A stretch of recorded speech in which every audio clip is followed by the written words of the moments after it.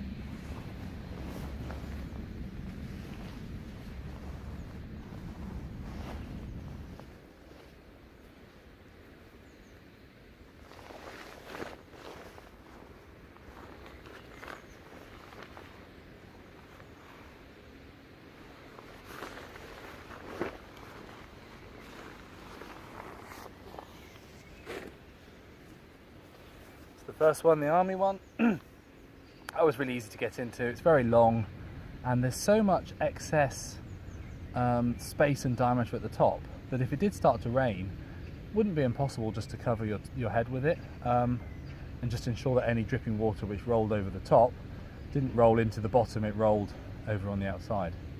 I like that, it's really easy to get into. I'll show you the next one.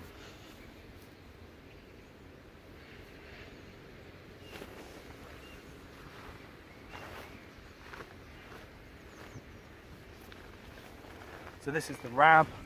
You can see it's got a shiny inner lining. Perhaps that provides a little additional warmth. Now this is why I really like this rab.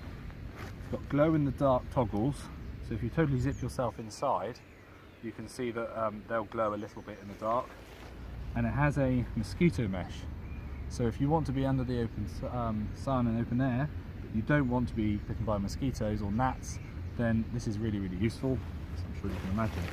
I'll jump in here now.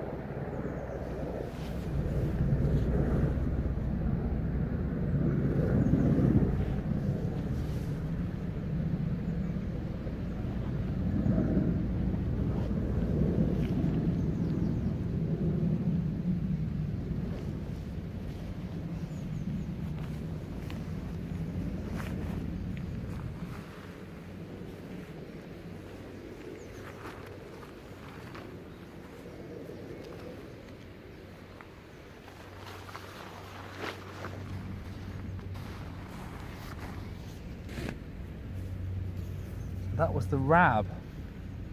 How did that compare?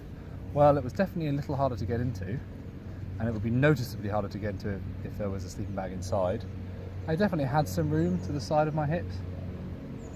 I'm but it felt more like being inside a sleeping bag than it did inside a very small tent. Whereas I think it would be difficult to move within the RAB without rotating the RAB as well. So if you went from your left side to your right side, I think the RAB Bivi would just move with you. Whereas I think if you did that in the army bag, it was so much larger, I think you'd probably find yourself moving within the bag. Whether that's a good thing or a bad thing, I'm not sure. And you could zip up the RAB completely if you wished. It did get hot instantly as soon as I did that, but that's not to be expected on a day like today. Final summary now of the Terra Nova. We'll see how that compares, particularly to the RAB.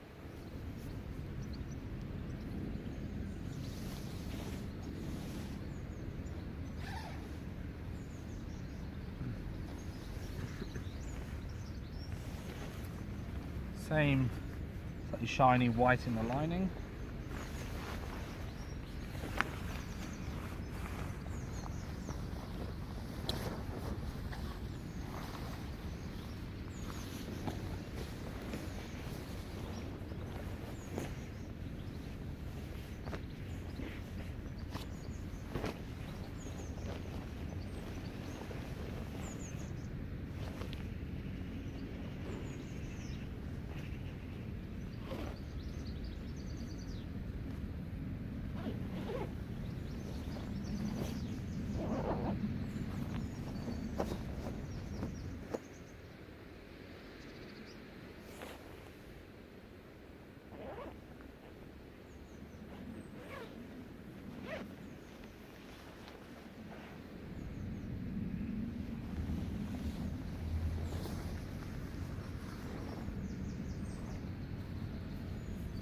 Right, there was the Terra Nova.